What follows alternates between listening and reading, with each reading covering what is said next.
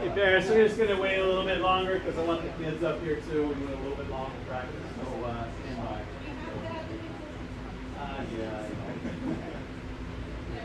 Yeah, please do. There's plenty of bagels for you guys as well, and coffee, and a little bit of water over there. So help yourself, guys.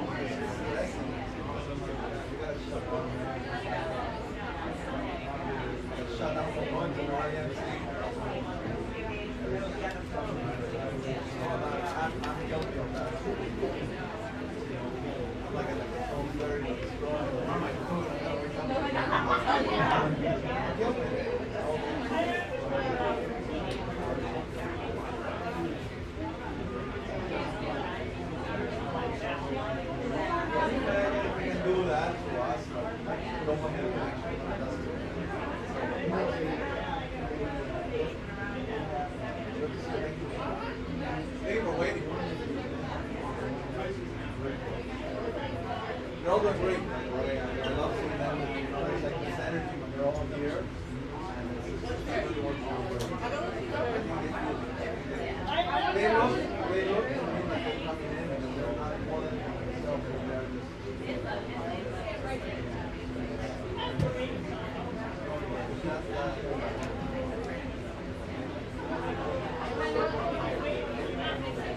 wow, look at this place.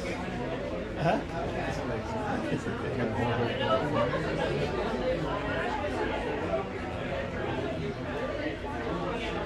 This place is smaller than I remember. I don't know why it's in the same building.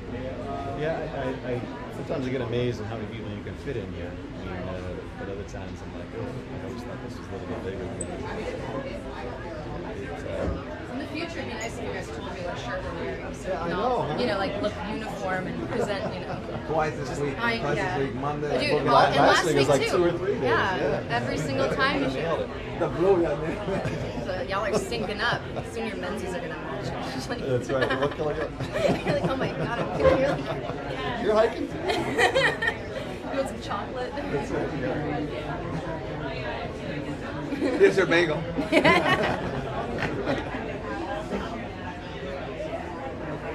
Who is this? Is this Ross?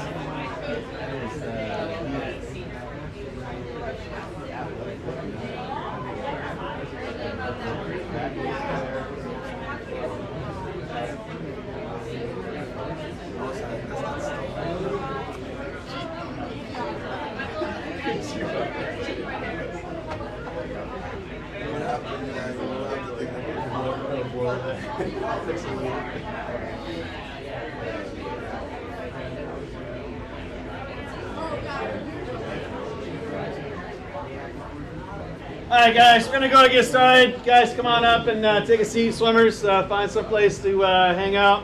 But I want to get started because I don't want to keep you here all morning long. Wherever, it's fine. Everybody's getting the same treatment here.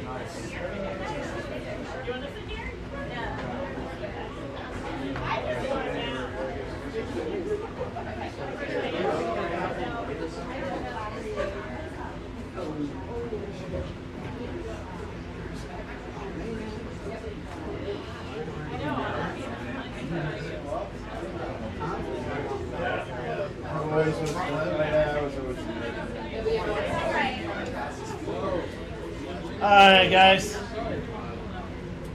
Hey, good morning, and parents, thank you for coming back to the pool here after dropping kids off this morning, or maybe just for the first time coming here and being at the facility.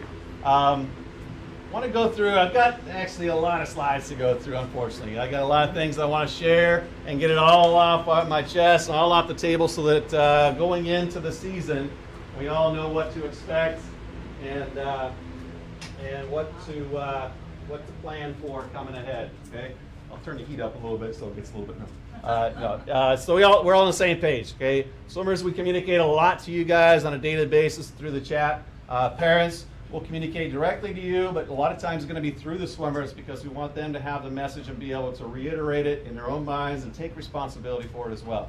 Okay, so what we're doing today, we're going to talk a little bit about the athlete development model with aquaponics swimming and where NTG fits within that.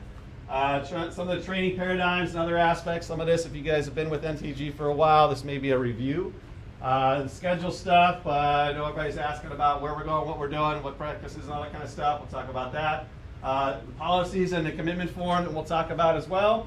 And then I'm going to touch just a little bit on college stuff. I'm not going to go into real detail, but we'll do another meeting at another time that'll go into much more detail. If your child is a senior this year, make sure they're communicating to me and make sure they're communicating to Jorge about how we can help to get them communication with the college coaches out there right now. Everybody else stand by and we'll help you out here as things go along. And then a few other notes that I just didn't have anywhere to put them, so I started putting random thoughts together just to make sure we get everything out there. All right, here's our contact information. Coach Jorge, Coach Megan, and myself. Our cell phones, our emails. The one thing I'll say about my cell phone is sometimes I don't have it in hand. I've got 2 young children, so a lot of times they take my phone and I don't know where it is. So if you don't hear from me for a while, don't be afraid to retext me or recall me if you have anything that needs that's a pressing matter there. In a nutshell, National Training Group is a group of committed athletes and coaches working to be the best every day. We work, we learn, we compete, we serve for the group, for the team, for families, and for personal pride. The athlete development model. USA Swimming kind of gives us a lot of parameters that we're trying to build into the kids as they get older. Starts off really basic by lessons and blowing bubbles to all the way up to being an elite level performer and knowing how to take care of media relations and things like that at the national level. So where we are with the National Training Group is we're on the tail end of that. We're at the end of it all, where it all comes to fruition, hopefully, and then also it's a final planning steps towards being a college level swimmer, okay, or being an elite level athlete going forward. So our final touches on the end goal is to be a responsible young adult or an adult, and to be responsible, self-driven, ethical, confident, physically fit, mentally tough, adaptable, and caring. Okay, so those are kind of the end goals. We want the kids to walk out the door and be able to take care of themselves in a respectful manner and in all the different areas to be successful in what they do. So, your child's going to be graduating soon. We're here to support the process through passing on the responsibilities that will come as an adult. Okay, so we got attendance requirements, which teaches them commitment. We've got work requirements, which teaches them that work ethic. We've got focus requirements, which teaches them the discipline. Behavior requirements, which teaches the teamwork and working together as a group. And then communication requirements, which means trying to advocate for themselves, having them think of something that they want and be able to go advocate for it and talk to an adult about the needs that they have. Our system hasn't changed. We still focus on all these things to solidify the excellence in practice, the excellence in swim meets and working together, team spirit, positive attitude, attendance, determined effort, focused training, proactive academic success, and competing to be the best, and also being able to serve others. And we'll talk a little bit about the leadership roles and what happens with that. And again, the end result of what we're doing training-wise and why we do all these things, not just the training stuff, but also the lessons, the character development traits, is to create a competitive advantage. So at the end of the day, be up there at the starting blocks and be confident, be composed, be resilient, have that physical fitness that they need to be able to perform well, have integrated skills, determined to succeed, discipline to make the right choices in and out of the pool while they're preparing with all that, and teamwork, being able to work in a team environment and be there for each other in supporting everybody's success.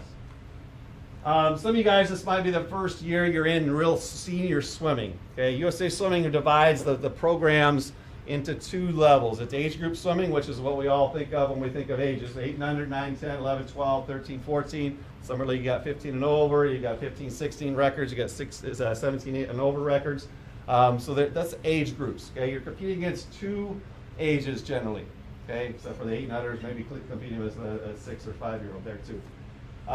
Senior swimming is everybody. Okay, it starts to encompass the whole sport. Okay, so you could have a 13-year-old competing in the same event, in the same meet with a 23-year-old. Okay, and so it opens up. It's a huge pool of swimmers. Okay, not just in high school level of 4 years there, but also going forward with college level swimmers and competing with them. Okay, so it's a different mindset that you got to go into it with, and an understanding that there's a lot of things to keep on working towards, and even if you're here, there's still opportunities to keep on moving up the ladder. Okay, but one of the things that can be a real difficult realization is as a 13, 14-year-old, okay, you're at the top of an age group at 14. Okay, you're not going to be at the top of your age group again until possibly 18 when you're high school senior. Okay.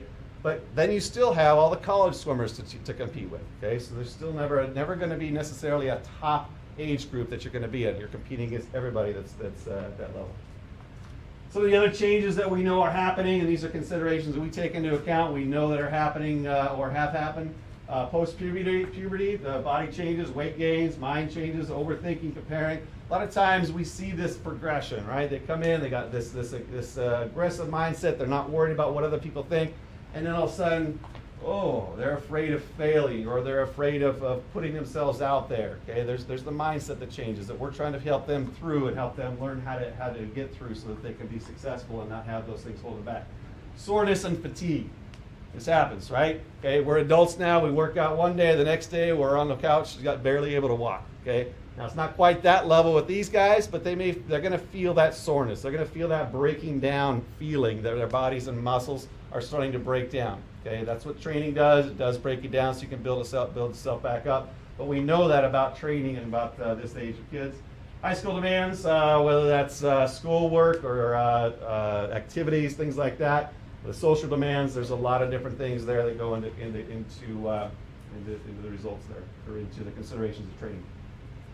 I'm not going to talk about this in real detail. I've talked about it a number of times on all the different levels of the groups, but training is the result. As the body systems are stressed, they break down and build up stronger, adapting to stress. So the body's an amazing animal. It will continually adapt to whatever stress is put on it to be able to become stronger. Okay, neurons develop by repetition. We know that when we do things right, we can make great habits. When we do things wrong, it makes bad habits. Okay, and doing it over and over again can cause that to be a bad habit for a very long time. It's hard to change those. Muscles develop by stress. The fibers break down, and body systems build it back up and create more muscle fibers, or increase the strength of each muscle fiber to withstand more. Cardiovascular system develops by stress. The heart muscle gets stronger. The body's built more and easier ways to be able to transport all the different things up the muscles and be able to bring it back to the heart. And pH buffers develop by stress. By putting lactic acid in your system, by working real hard, your body will find ways to change that lactic acid back to something it can use for later. We are, at a young age, we're really focusing on the neurons. We're making sure that the technique is right. Okay? Then we start focusing more on the cardiovascular system, building up that cardiovascular system so everything can be transported really efficiently. And then we start doing some more of the muscle strengthening and the pH buffers. Okay, both of those things don't necessarily come into play until you're about 14 or 15 years old. Okay, which is why that becomes more important. This is the training stuff. This is the stuff that's going to hurt a little bit. Okay, to work real hard to be able to build the muscles up. So stress builds strength over time, and in the short term, it depletes energy. It causes soreness, causes mental fatigue. So if you haven't been in a senior level competition in the early season, a lot of times those early season meets aren't perfect. Okay, they're broken down. They may add a little bit of time. They may add a whole lot of time. That doesn't mean they're on the wrong track. Okay, it means their bodies are performing, or their bodies are adapting to the training and continuing to grow. Now, we do take a little bit of rest, and we will adjust things as things go on throughout the season to make sure they're not fully depleted. But this is what happens when you're training over time, because it does take time. But all of this doesn't matter. Okay, the training and the progression of everything doesn't matter without showing up. Okay, the training will progressively get tougher because the kids get tougher. So we started off the first week, we were about 30,000 yards, and we've gone up a little bit each week. Okay, it will continue to go up. Okay, if you miss too much, you'll fall off that track that we are tracking to be able to put the stress on without doing too much at once. Okay.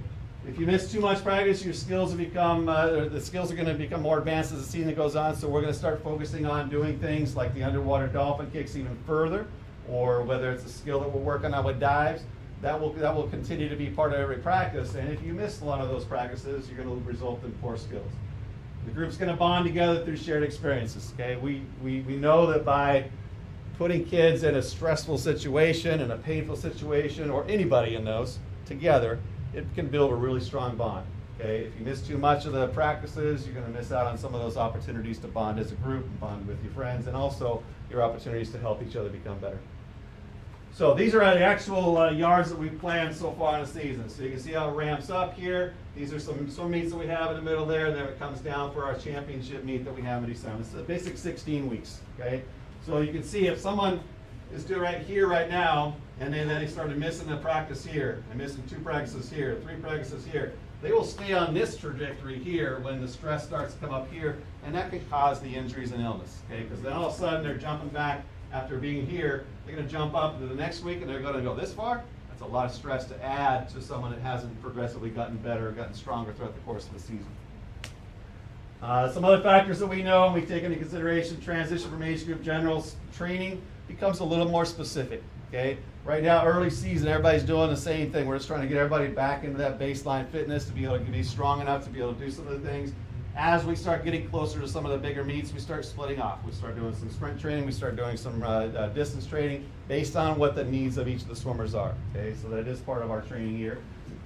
Training needs are much greater. We know that we need to do more time, more energy, and not necessarily distance, but more intensity throughout there the practice time. Got to be comfortable with being uncomfortable. Okay, this is a tough sport for tough kids, and knowing that there's a lot of pain that goes on with this. You got to be okay with being a little sore all the time. Okay, and then you allow your body to have time to be able to adapt to the training and get stronger there. And then the delayed gratification. Sometimes it can be a tough pill to say, hey, oh my gosh, my kid went from last March, they were going double low in the 100 fly, now they're going 107 in October. Okay, it can be tough. Okay, just knowing that that's coming is knowledge that you can use to make sure you're patient with the process.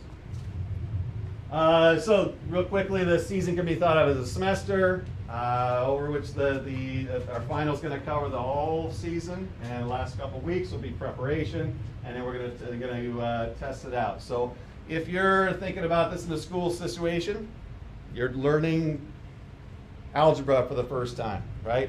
You're not going to take the final halfway through the semester. Okay? You're not going to take the final 2 weeks of the semester. You're not going to all of a sudden say, oh, tomorrow I want to take the final because I want to see how I can do. Okay?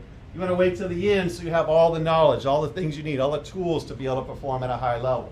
Okay? So resting and taking days away and saying all of a sudden I want to swim fast doesn't necessarily happen.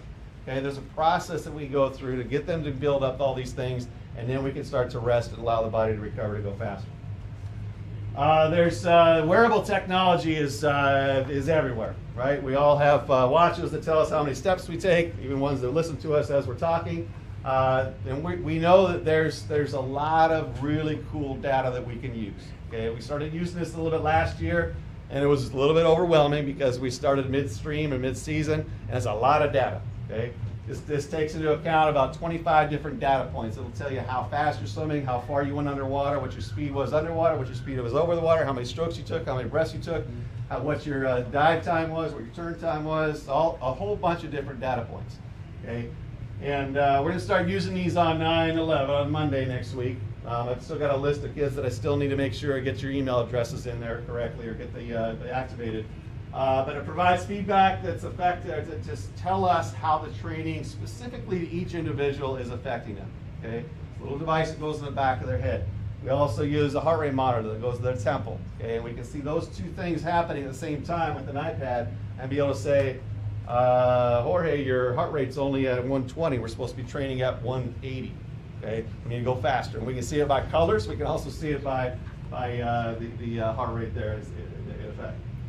It provides feedback based on similar swimmers. So it will tell you, based on swimmers of your height, your weight, your age, here's what other people are doing. Okay, and they've got data from all over the world of teams that have been doing this. For the past, they started this back in 2017.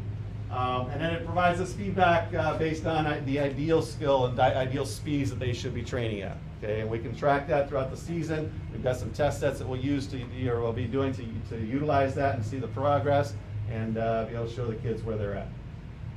So heart rate provides insight on the training systems and they're used to compare speeds. So at a certain critical speed, here's what your heart rate is. What if we went on a faster, higher heart rate? Would that increase your speed or would it create more resistance? Setup does take a few minutes early, so you athletes in here, make sure you show up on time, be early, so that you have time to progress into getting the stuff on and being on the pool deck and getting in the water at time. It also tracks your distance. Okay, so if you're getting out to go to the bathroom, or if you're late to practice, or if you're leaving early, or whatever, it doesn't lie. Okay? It knows where you're at, knows what you're doing. Okay, so make sure you take advantage of knowing it, of looking at the data, and then also getting it on time. And then the swimmer's responsibility is that every day after practice doesn't have to happen right away. Okay, that could happen at school at some point. It could happen before the next practice.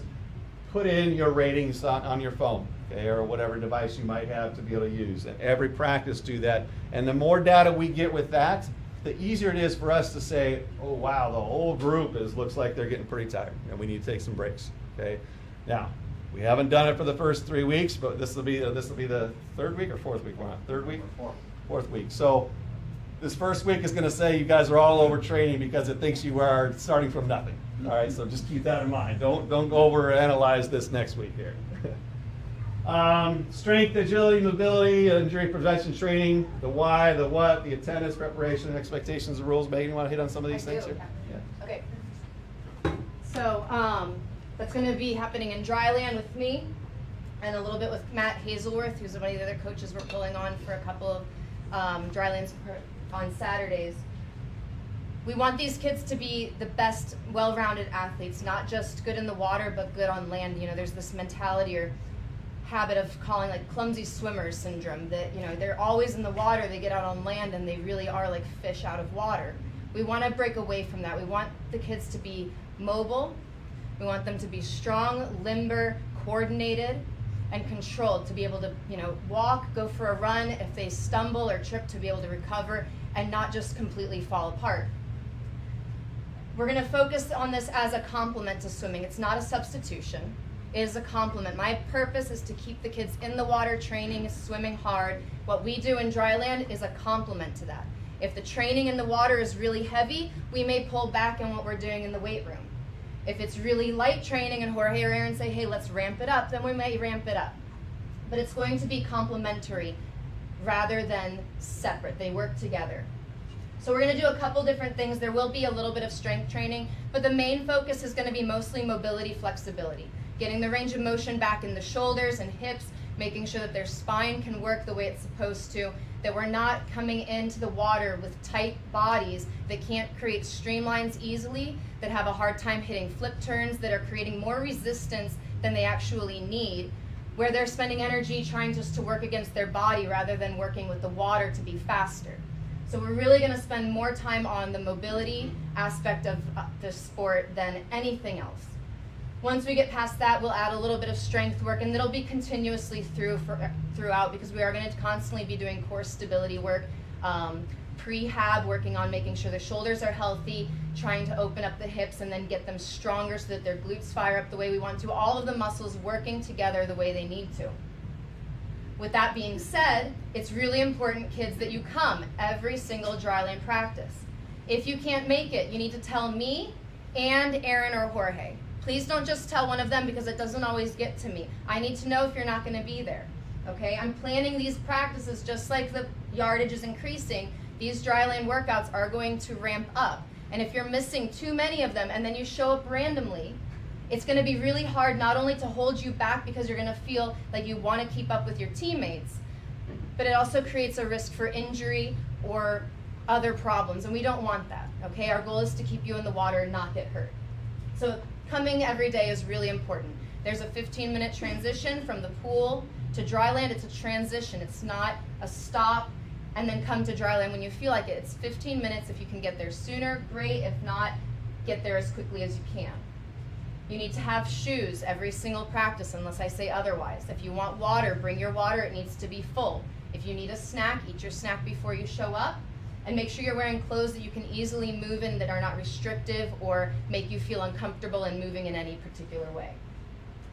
As far as rules and expectations go, it's really, respect is a huge thing in there, okay? There's a lot of equipment, a lot of potential for injury, accidents. We have to be focused, ready to work hard, ready to do the work exactly the way it's being prescribed. And to respect each other. It's not a social hour. Sometimes it gets a little distracting when we don't put our faces in the water. We think, oh, we can just talk the whole time. And that's really not the focus. The goal is to come in and become a better athlete overall, rather than catch up on what happened in the day or whatever. So making sure that we're there to be respectful, focused, hardworking, and just doing the best that you can at everything you do. The way you do anything truly is the way you do everything. And it falls right into Dryland, in and out of the water.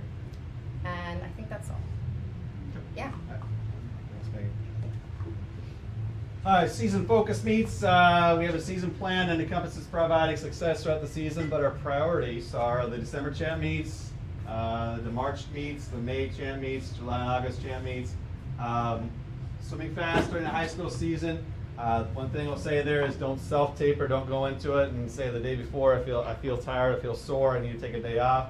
If you have a meet you want to focus on of high school swimming, make sure you let us know. Make sure you let us know early so we can plan ahead. And just realize that investment that you make in February will help with March success. A lot of times you get to high school season, all of a sudden you want to rest for districts, you want to rest for regionals, you want to rest for states, and now you've taken away 3 or 4 training practices that would help to keep your endurance up, help to keep your speed up so that you can have success in March as well. I throw this slide in every year, and I think that it's most pertinent to a group like this. USA Swimming stopped ranking 10 and under swimmers nationally about a decade ago in order to not overemphasize the maturation differences. We know that when you look at 8-year-olds, that can be an 8-year-old that's almost 6 foot tall and an 8-year-old that's barely 3 foot tall. Okay, and there's a big difference between that. But what happens is over time, those kids the younger kid starts to grow, they start to mature, they start getting to the point where they can use their body in better ways. So this is a slide that shows you that if you were ranked as a 10-year-old or 10 and under, ranked in the top 10 in the United States, 11% of them were ranked in the top, or continue to be ranked in the top 10 when they turn 17 or 18 years old. 11, 12-year-olds, it goes up a little bit. 13, 14-year-olds, it goes up a little bit. 15, 16-year-olds, it goes up quite a bit. So for these guys, they've got 52% of the top 17 and 18-year-olds in the country were never ranked in the top 10 in the U.S. Okay? There's a lot of development and a lot of opportunity that you have as an athlete to become an elite level swimmer by pushing through and really pushing these last few years of your swimming career. Okay, just keep that in mind. Swim meet participation is obviously a requirement. We know you guys want to be at those, so we don't have to go too much into there. Events will be chosen with input and collaboration between the coaches and yourselves. Events will be chosen, again there. Parents, I do want you guys to commit. Okay, all of the entry fees are taken care of in your tuition and whatnot. But knowing that you're going to be there, knowing that you're good with them being there is the first step for us. Okay, we get a lot of kids that come to practice and say, oh, I forgot to sign up for this.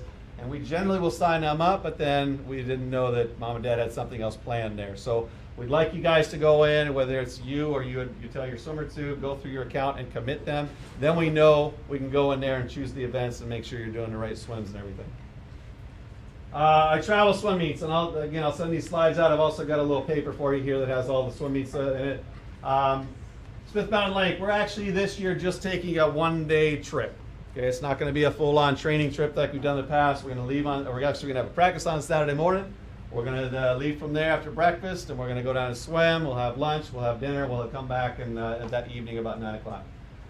Delaware is a Saturday, Sunday. We'll leave early in the morning on Saturday. We'll come back in the afternoon on Sunday. Texas Pro-Am is a Wednesday to Monday. We leave on a Wednesday morning, and we'll return on Monday as early as possible. There's still school, I think, on Tuesday or Wednesday that way, or Monday, Tuesday, Wednesday that week before Christmas. NCSA Junior Nationals, we'll leave on Monday, return on Sunday. Shamrock Showcase, leave on Thursday, return on Sunday. It's still working on some details with the possible the senior champs. Super sectionals leave on Thursday, come back on Sunday, and then July and August still has some question marks with the schedule as well. So the full event schedule up until at least June is here. Okay. Smith Mountain Lake, we're going to do an NTG pentathlon on the Sunday of the Medley Mayhem. So when you see that, please should come out. You guys are just signing up for that Sunday NTG pentathlon. The Delaware Travel Meet is it was a fun meet last year. Pretty good competition there, but it was a good way just to get a little bit of the feel of travel. At the same time, get some good fast swimming there with those guys. The Fall Fest will be our last tune-up before going into the championship month. A lot of meets in December we're going to talk about. If you're doing the 1,000 freestyle, that's actually the first event at the Texas meet. So we're going to swim it actually at the Rays meet on Sunday to take that out of the picture so you can swim some other events. If you're a distance swimmer, may consider doing it. Still at Texas, but gives you an opportunity to swim it again. East Coast Winterfest, which is in Richmond. We're going to have everybody swim on Saturday. That's kind of a preparation of going to Texas. Okay, we'll travel on Saturday morning, go and swim prelims, and then we'll stick around for finals that night to boost some energy into everybody that's there, all the rest of the kids that are there, but also provide another opportunity to learn and make sure you've got your systems down. Your systems of knowing how to prepare yourself for your races, knowing what to do with your teammates, being there to support everybody. So just on Saturday, it'll be a one-day thing. King Marlin Pro-Am, that's where we travel out to Texas there. The Arlington Aquatic Club long course invite is right there after Christmas training, so that first weekend after coming off the New Year. At the President's Day meet, we actually go quite a distance here because of high school. We say, all right, we're going to keep training, but you still have your high school meets. You have lots of racing opportunities in the month of January normally. We'll talk a little bit about specifics of junior, senior champs, NCSA, Shamrock, and the senior champs for ISCA as we get closer to those, or as we see where we are in December after the championship meets. And then the Spring Splash is our first full long course meet. I believe the NCSAs and ISCA will have short course prelims and long course finals. It's generally what they do in Olympic year. Then we have super sectionals, which will become the final opportunity to qualify for Olympic trials, and we have Olympic trials. Olympic trials, we actually have two aspects of that. Swimmers that qualify obviously are going to go and compete. We're also going to put together a training trip. Okay? And a training trip encompasses about 10 days. There's days of training, there's days of training and also going to watch the Olympic trials. And there's days of going to competing. We've got some swim teams that are going to be in the area. We'll come together and do some competitions there, just to kind of get a full flex of everything that swimming has to offer. Seeing where you're training, being around that energy, and then getting up to compete just like them. This should be a lot of fun.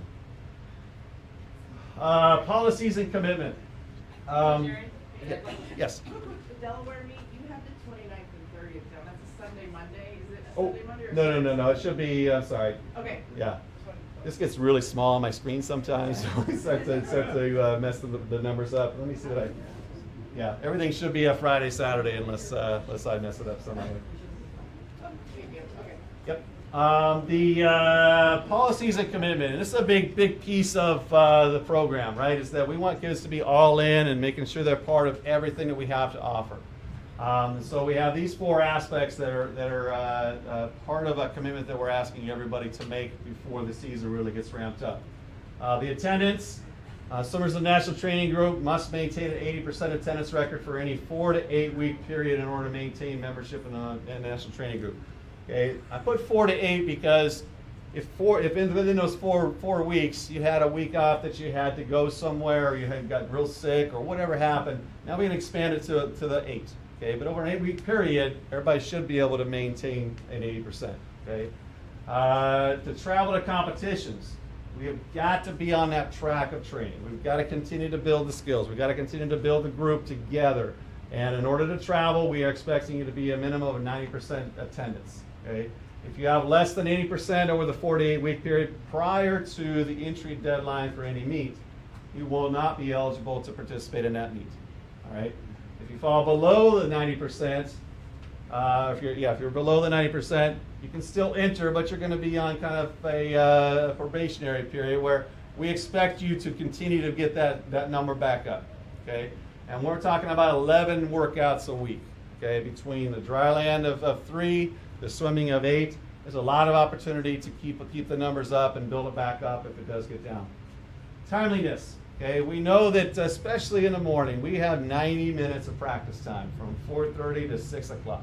Okay, we get in on time generally, and we stop on time. We respect that the kids have to get to school, and we hope that they're going to also respect to be here on time and be a part of everything we got going on. So one-time tardiness, not a big deal. Okay, obviously things happen. There's traffic. There's things that come up. You have to stay after school or whatever happens. That's a random occurrence. Okay, it's not a regular occurrence. Habitual tardiness is what we are trying to help with. Okay, and so if you're habitually tardy, it could be grounds for not participating in that practice. We'll keep out of the whole thing if you're habitually going to be late, or being precluded from any competitions or travel, removed from the group, removed from the team. Swimmers that are tardy getting on the pool deck and in the pool more than 3 times in any given week will take off a full practice. Okay, because that ends up becoming a 30 minutes to 40 minutes of practice. We consider that a lot of time taken away. You're missing a big part of practice. And then swimmers that are starting to get in the pool and into the pool more than 5 times in a 2-week period will be located in a group that better meets their needs. If this is too much, it's okay. there's a lot of other opportunities and a lot of great training groups to put you in. Okay, so don't feel like you have to be in this group. Okay, if it's too much, we don't want to have you be uncomfortable with that. Leadership. Swimmers that over time show that they're not willing to be a positive force in the group. And all of these things, I've got a lot more information about them. I've got the who, what, why, and when, and all that kind of stuff in here. So I just go on over the actual policies just to be clear on what we're getting into. So if a swimmer's been reported to us that has not been holding up to the code of conduct or other things that are going on, we'll address the situation with coaches and swimmers. We'll determine the severity, coaches, swimmers, and parents for that. Determine the severity. Was it harm done to themselves? Was it done to others? What is done to the team? And the consequences could be suspension from practices, suspension from team travel, move to an alternative practice group, and removal from the team. So again, a national training group is meant to be a group of people that are great examples of doing things great. Okay, and if we don't hold up a standard, then what we put out there as our example has no bearing on the future of our organization, this group, and the kids that are in the pool down there. Okay, we've got to have a standard. We've got to help to live a little bit higher level. Scholastic achievement is a big part of being in a group. Okay, we expect you to maintain a great GPA. Okay, and obviously, if you're having to miss constantly for being in school, this might not be the right practice group for you. Okay. If you've got to miss a lot of practice time because you have a lot of other activities going on, it might not be the best place for you, okay? Because we expect the kids to be able to take care of all that stuff and do this, okay? They're not separate, it's both together. We're trying to build up all these things, and we want them to be great achievers in everything that they do. And what we know is that you think about the top swimming schools in the country. They are some of the top academic schools in the country also. Stanford, Cal, Virginia Tech. You talk about all those big schools. They aren't getting people in there with 1.0 GPAs, right? They've got to get a pretty high academic load.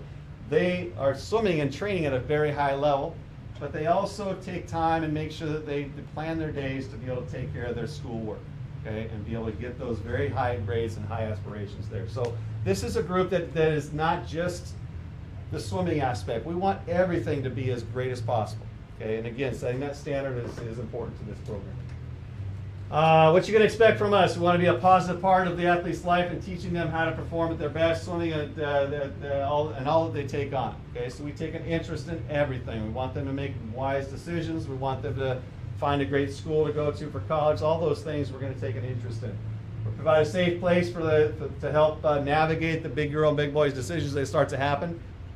One of those big girl, big boy decisions is where you're going to spend the rest of your life or the next 4 years for your college career and where that's going to take you for the rest of your life. Okay, and those big things we want to be a part of and help you out because we've seen it over time and time again with the kids we've worked with. Inspire, encourage, and provide training opportunities for success, provide open, honest communication, build a competitive advantage in swimming, which is what we do on a constant basis and trying to train the kids and help them become the best again. What we expect from the kids, always be prepared, disciplined, be accountable to yourself, your team, your family, and your coaches. Respect for practice time, going to practice every day on time, prepare to train. Respect for your teammates and parents. External stuff, when you walk in the door, it should be a light switch that goes on and says, all right, I'm done with this stuff out here. I'm going to focus my time on what I've got going on here. Same thing when you go to school. You should be able to shut off the swimming side of it and be able to focus on your schoolwork, okay, and be able to compartmentalize that so you can take advantage of the opportunity to learn and grow from that. Be serious about your goals. Be honest. Don't accept lies in your own mind to compensate for excuses. A lot of times we talk to ourselves and we say, oh, it's okay, I can take this set off or not push off stream or not do this or not do that. It'll be okay. Okay, we're constantly though making those lies up to help us feel better about ourselves. Okay, be honest with yourself. Okay, if you feel like you're not doing something good enough, then make a change and change that conversation back to, no, I'm doing this because this is what I want to do. Make sure your goals are accurate. Make sure your goals are visible. Know what you're doing and why it's important. And we'll talk a lot about the training aspects. And we didn't go into detail here about different levels of training, all the different energy systems and things like that. But we will as season goes along. So there's an understanding of the heart rate that needs to happen, the effort level that needs to happen, and the focus of things. Mental toughness, zero excuses, zero whining. Always compete. Staying positive in your own mind and vocally. Okay, nothing worse than coming to practice and everybody complaining about the same thing or about something happening, and it just brings the whole mood down. So being positive. Parents, Certainly be patient with your teenager as they grow through things. Give them 100% ownership of their swimming. Okay, as age group swimmers, we tend to have to guide them in different ways. Okay, now hopefully they've got that initiative to take that to the next level and be able to own everything that they do. But hold them to a structure and their own goals. As we talk right now, and as you talk and as you listen to your kids, they got high expectations, high aspirations that they're working towards. Okay, hold them accountable to it. Say, hey, back in October, or back in March, or back in September, whatever the month is, you said you wanted to do this. Now you're not doing those things you said you wanted to do. Okay, and what's happening, and we can help hold them accountable to things. Time management, helping with nutrition, obviously love. Don't allow disappointment to turn into anger or judgment. Understanding and continual encouragement. Expect the kids to do things well outside of practice, right? Athletes tend to be lazy, okay? Once they do all this work, they go to school, hey, Mom, I got up at this time, I'm doing this, I'm doing that. I need to lay down and not do it. No, we hold it to a high standard in everything they do. You should expect them to be able to take care of family obligations, whether it's mowing the lawn and things like that, with exception of during resting time and making sure they get some rest during that time. Morning paradigm shift. We've all felt in the past 3 weeks of adjusting from sleeping in a little bit and maybe pushing the snooze alarm a couple times. But we've got 6 or 7 morning practices. It's imperative to get into a rhythm with things. Okay. I went to a presentation when I was in Denver last spring, and there was someone there that was a professional sleep expert, I guess you call him. But anyway, he found that 7.5 hours is the perfect amount of sleep to get the rhythms and the cycles that you need for your sleep. Okay. You finish up with the 90 minutes of each of the cycles at 7.5 hours, and you should feel good. Okay. You go too long and you start getting lethargic, or you get woken up in the middle of things, and it can be difficult to get back into it. But 7.5 hours is about right. Okay. So for a swimmer getting up at 3:30 in the morning, this means getting to bed by 8 p.m. Okay. The only challenge to that, obviously, is our evening practices that go Monday and Wednesday. We limit those because obviously we want to try to get them back home early. But in your planning, we're trying to get them into a cycle of going to bed early enough to be able to take care of things and be able to get your body recovered. And a lot of that can be removing some of the distractions that we all have: social media, video games, TV. You got to focus on being an elite level athlete. If you want to be in a group like this and want to be able to train at the highest level, you've got to be able to take care of those things and also be willing to sacrifice some of the other things that tend to get in the way. A couple of things helping teenagers. Teenagers naturally want to be successful in their minds. They're like, yep, I want to be a millionaire. I want to do this. I want to do that. And they naturally want to do great, right? Teenagers naturally internalize pressure, so we don't necessarily always need to say, all right, let's push into the next thing. Teenagers need to own their own performances to be nurtured. So in order for them to understand the connection of training and how that affects their races, they've got to be able to own their performances, own their efforts, own their focus during practice time, so they can utilize that to help them become better. And that's where the confidence starts to grow in them too. The nutritional choices that they make are generally not perfect, and we want to make sure that they're making the great choices there, okay? Making sure that they understand that when you eat that candy bar, here's what it does to your system, or you eat a cheeseburger 2 hours before practice, here's what that's going to do and how it's going to feel, okay? And then helping to overcome the fear of failure, okay? As I talked about, as teenagers get older, they start thinking a lot, right? And they start thinking about, what if I don't do this? I'm putting all this time into here, what if I don't do it? So in my mind, I'm going to say, well, I'm just not going to work as hard, because if I don't work as hard, then it won't feel like as big of a failure. It's just going to feel like a failure, but it won't be as big of a failure. Okay, so we've got to help teach them that you got to be all in and be willing to fail. It's okay to fail. It's okay to not do things perfectly when it counts. Okay, that's how we learn. That's how we grow. All right. Fear of embarrassment. Obviously, teenagers do a lot of things that are embarrassing purposefully, but they also don't want to be the person that steps out and is the most hardest worker, or the most this, or the most that, because they want to be fitted into the group. And so with a group like this, we're obviously trying to raise the whole level up so that everybody is willing to push themselves as high as level. And the fear of success. Okay, this is gonna be a big thing. Is that, oh my gosh, if I swim really fast, that means I got to do even more, and that means I got to do this and I got to do that, and it's gonna do this, and that can be tough too. Okay, so it's learning that success is okay, and yeah, there's gonna be, as you get better, you get more expectations, you get more things on you. That's okay. That's what helps us become even better as our humans evolve and all that kind of stuff. All right, for parents, or I'm sorry, for kids, note for helping your parents. Your parents love you and naturally want you to be happy, healthy, and successful. Bottom line, all right? They have put you in a position here to be a part of a group like this because they know that you're ready and they want to help you become the best you can possibly be in the pool and outside the pool and everything you do. You got to communicate, okay? I was a teenager once, and when your mom starts questioning in the morning, you're just like, Mom, stop talking to me. You got to communicate, though. You gotta be able to say what's on your mind and be able to talk to your parents. You are becoming an adult. You got to learn how to talk like an adult and be able to interact with your parents. Be grateful for the opportunities your parents gave you to learn, grow, and fail. Your family's there to support you, but you're not the only person in your family. Don't use swimming as an excuse to forget about your families at home, whether it's responsibilities in your home or with your siblings or whatever else. You got to make sure you hold up that end of the bargain as well. Nutrition, mental health, injury, illness. If you need something, say something. Again, you got to communicate. We can't read your mind. Sometimes we can read your body. Sometimes we can see how you're training, but we've got to be able to see, be able to hear what's going on and really understand what's happening inside. Practices, we know what those are: Monday, Wednesday. Next week we got our full slate of practices. Monday and Wednesday we swim from 3:30 in the afternoon to 5:30. We do dry land from 5:45 to 6:45.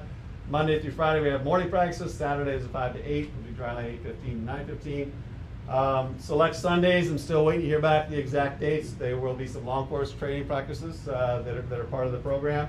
When we do those, there will be some recovery days. Okay, so don't think we're going to go 24 days in a row without taking a break. Okay, we'll take some breaks in there and make sure you get some time to recover as well. Again, this is on a sheet right here, and these are the adjusted days that we have coming up between now and February at least. Here's some no swim days that we have coming up, and then in this little calendar that you'll see, these are actually the swim meets, the days off, and all that kind of stuff to kind of keep track of. It's nice to kind of coordinate it, but I'm not sure if the dates are right. But anyway, that's what it should look like there. There's not a whole lot of dates off, number one. There are some days that when all the schools that we know of don't have school, we will adjust some practice times so that we can give an opportunity to either do one practice and give you some afternoon time off, or adjust things one way or the other. Coach Eric, Yes. I have a question. Yeah. If you give us the day off after Halloween, I promise I won't eat my candy. It's like a Wednesday though. Halloween's on a Tuesday. Just get us. You will need the candy. And I will not drink Right. Yeah. It's a school day this year. There are too many days off already. This looks a little. Cheese on that calendar. All right, a couple of quick notes on taper. Taper time is this time of year we like to call we go into the big meets and give your body a chance to recover, repair, so it can be at a peak performance. There's a lot of changes that occur during this time that you're required to go through to kind of get that process all finalized. There's times where it's going to feel horrible. There's times, hopefully, to peak out just right that end up feeling great. The goal of it is to refill your energy, repair your systems that have been taxed over the season, and overall rest a beaten up body. But it is a small portion of the season. Okay, it's an important part of the season, but it's not as important as the full slate of time that it takes to change your body into an elite performing athlete. Okay, it takes a lot of time, and so the taper is just a complement to that to allow your body to recover. With that being said, don't self-taper. Don't purposely miss practice on Friday nights or Saturday mornings to get extra rest for your high school meets. Okay, we'll make efforts if you have opportunities or have things you're trying to shoot for to accommodate, but we can't do it on a whim. All right, I've got 3 or 4 slides on college swimming real quickly. College swimming experience out there for every athlete in this room. There are colleges out there within a 200-mile radius here that there's an opportunity to swim. Okay, but it takes time. It takes some energy. It takes a little bit of research and digging around to find the right one. So here's a basic timeline. If you're a sophomore, you become a prospective athlete through the ncaa.org. If you haven't done that yet, take care of that as soon as possible. That basically registers you with the NCAA, that you are who you say you are. Your academic advisor will be connected to it to send your resume or your transcripts over there. SATs, ACTs, they can send those. They'll connect with a number, but get registered for that. Start the research process. Make a huge list. Maybe it's 10 schools to start with, but start building that up and getting those schools out there. And then from those schools, start filling out questionnaires. And that's just a matter of going to the school website for the swim team. There's a questionnaire, the thing that says prospective student athlete. Fill it out, send it in, and then follow up with an email. Just say, hey, my name is John. This is what I do. This is how I do it. Junior year, you got to start refining things. Continue to email and connect with coaches. Ask for help from Jorge or myself to help connect the dots. Okay, a lot of college coaches get very busy at certain periods of the time, and certain periods of time they're working on the sophomores. Other times they're working on the juniors. Other times they're working on the seniors. And so it's a fluctuation of interest that they're going to have in getting back to you. And on top of that, they also have their current team to work with and other things that are going on within their program. So there's a lot of stuff that goes on. So it's a matter of making sure that we keep pushing that to them. So that they see that you're resilient, or that you're wanting to be a serious person to be a contestant for that team. You can verbally commit after July 1 before your junior year. So sophomores, at the end of your sophomore year, by July 1, you can actually say, hey, I want to come there and make a verbal commitment. You can't sign anything until November something of your senior year. I think it's like the 14th or something like that. It's the second Tuesday or something. But if you're a senior and you have not decided it yet, this has got to be an aggressive process of getting out there and making connections. You've got to be willing to put a lot of time into getting out there and connecting. Coach Ori and I know a lot of college coaches out there, a lot of different programs. We're happy to connect the dots with you and with them and introduce you. And knowing what you do here in practice and knowing all the time you put in there, you've got a lot of great traits to be able to sell to a college program. Scholarships, fully funded programs have 9.9 scholarships for men, 14 scholarships for women. Division I and NAIA have 8 for each. Unless you're the #1 recruit for the team that year, you're likely not going to get a full ride. So if you go to a school and you see that you're the #1 person that's going to come in and destroy all their records, they may give you a full ride, but it's very seldom that happens.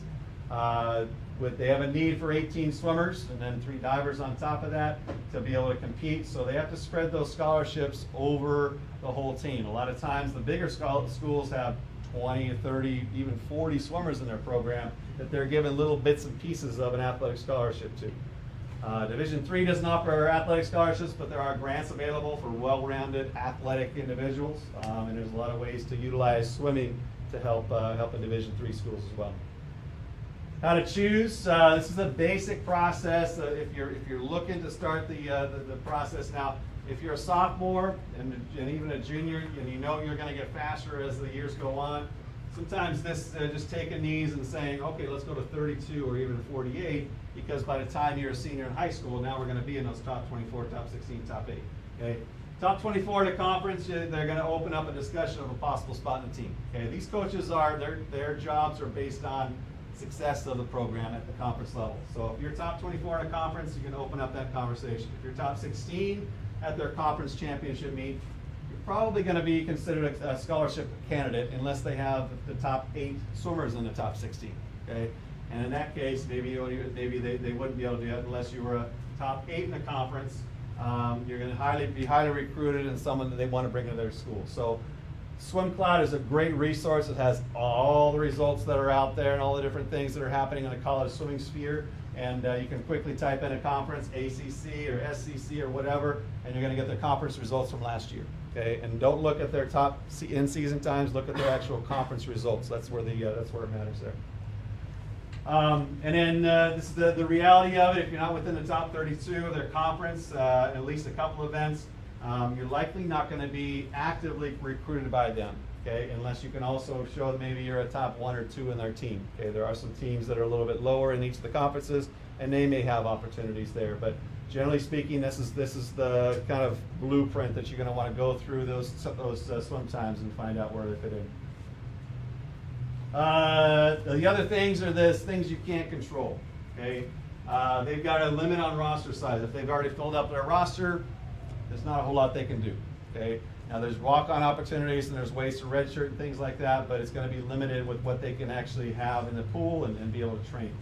Roster makeup, if they've got 16 kids that all do the 50 freestyle in the top 24, they're probably not looking for another 50 freestyler that year. Okay, so the other thing you keep in mind is that this process becomes more complicated because now this is a perfect school, it's all great, but they already recruited 3, 50 freestylers that are faster than me or as fast as me, and they just don't have a spot for them. Okay, so there's things like that to take into consideration. Multi-event athletes are easier to find positions. If you can score in 3 events or compete in 3 events at a conference meet, that's going to be give them a little more value. Don't wait. Get good grades. Train hard. Compete. Don't forget that aspect of it, especially as you start going on training or on recruiting visits. It starts to take away practice time, but make sure you stay up on those things. It is a discouraging process. Those of you guys that have gone through this, it's not easy. It's not fun, and sometimes it sucks being told no. Okay, it's hurtful and makes you feel like you're not successful in what you're doing. You are successful. You just haven't found the right place that you fit in right now, and that's okay. And then we'll offer a little bit deeper discussion with college stuff later on. All right, coming up stuff next week, got a full schedule. Make sure you get some rest this weekend. Our open water swim day, we'll send out more details on this. We'll have a practice in the morning. Yep. And a little breakfast after that. We'll depart from here and we'll do the open water swim at about 1 o'clock and then have some dinner and return home by about 9 o'clock in the evening. It'll all be on Saturday, September 23rd, I believe. A couple other things. This is where I get into the random notes here. So OCCS attire, swim caps, practices and meets should always be OCCS. I've got plenty of latex caps to give away for free, okay, that I use to just fill in the gaps when caps break. Silicone caps, you do need to purchase those. You obviously get one when you sign up and when you get your gear stuff downstairs. But we want to look like a team, want to act like a team. We want to make sure that everybody's on the same page with that. Okay. Fridays, we'll open that up as a free Friday. You can come with whatever cap you want, competitive swim cap, not the flowery ones that look ridiculous with the snap on the chin. But whatever cap you'd like to represent, whether it's a college, your high school, your summer league, your maybe we'll set up some themes or something to make it interesting. Swim meet suits. Every swimmer's gotten a regular swim meet or a regular training suit, if you will. What I'd like to set up as the standard is that every meet, the first session that we go to as a group, we wear the team suit. Okay. After that, I realized that it's about putting a wetsuit on and making sure you're at the right one, all that kind of stuff. That's okay. Okay. But that first time, that first presence, I want to look like a team. I want to make sure we're all there together. Racing suits for most all meets. Okay, and that's the Speedo performance suits or whatever performance suit you prefer. Speedo racing suits, we do offer a pre-order at a huge discount, about 50% off retail. We're able to do that because Riptide is right here. But you got to pre-order some of that stuff, and we give you a discount on everything. We basically don't make anything on it. We're just trying to pass it on to you at the wholesale price.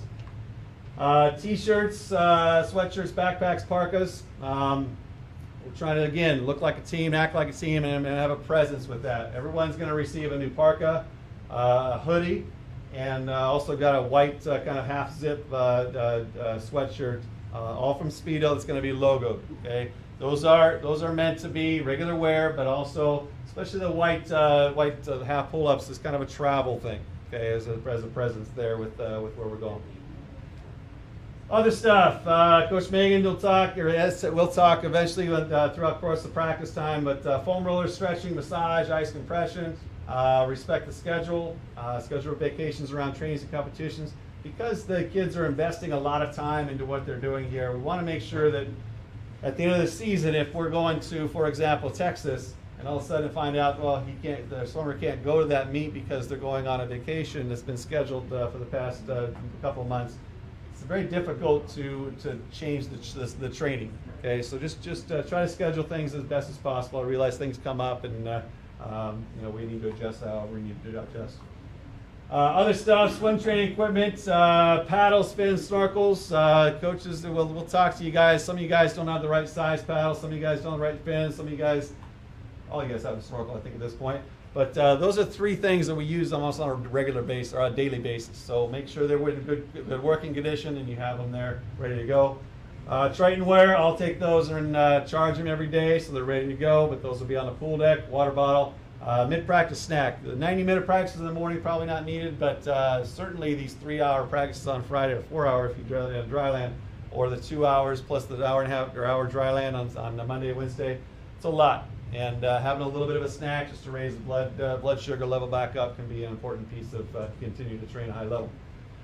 Volunteering, NCAC family leadership, certainly want everybody to be involved, not just the swimmers, but also you guys as a family. Fundraising, volunteering at swim meets, hosted clinics, swimmers, helping out with younger swimmers, inspiring the rest of the team through your behavior, attitude, belief, and ownership of the program, and feel like you're part of this program. And then athlete protection training. I'm going to send this out next week. We as an organization, we were Safe Sport recognized up until 2022. Okay, it's 2023 now. We had a gap in there. Mainly because USA Swimming had some glitches with stuff, and we didn't want to put it out there and have everybody contact us about, hey, how does this work? Because we didn't know how it worked. Now it all works. Okay, we need to get we need to get Safe Sport recognized, and I'm asking everybody here when it comes out, if you're not already an official, and every athlete in here to take the athlete protection training, not just because our certification, but because it's a good thing to do. Okay, it helps with communication, helps with understanding on different things that could happen in the course of your career as a swimmer now and in the future. So please do take those. When you're 18 years old, you're required to. Okay, you have to, and before you swim in a swim meet, some of you guys have turned 18. Before you swim in a swim meet, you'll have to take that as well. Breakfast stuff. On occasion, we'd like to offer a social time for parents to come in. Anybody can come in, but also the swimmers to kind of hang out a little bit after a long week. We're going to set this up. It'll be an online thing, and 2 to 4 families just coming in and choosing a couple things to bring to complement each other and kind of work on it. September 23rd, which is the day we go to Smith Mountain Lake, would be the first one to sign up for there and go from there. Okay. All right. I think that's all. 1 hour on the dot. No. All right. Any questions, real quick, guys? Yes. Are we student for the pentathlon? Yes, we will. Yep. What else? All right. Thank you all very much. Jorge, do you have anything to add or anything to Yeah. You know, I'm very open to communication, so if you guys need to reach out, just most of you have my information. Just reach out. Let's talk. I've got 4 things up here. Actually, swimmers, if you can come up and grab them, because I got enough for every swimmer to have one. But the policies, and then there's 2 agreements that I need you to take home and bring those on Monday signed, and then the schedule there as well. If you don't have a swimmer here, you can come up and grab one for yourself.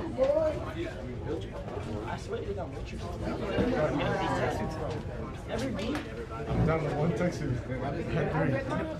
I literally won't even see my ass.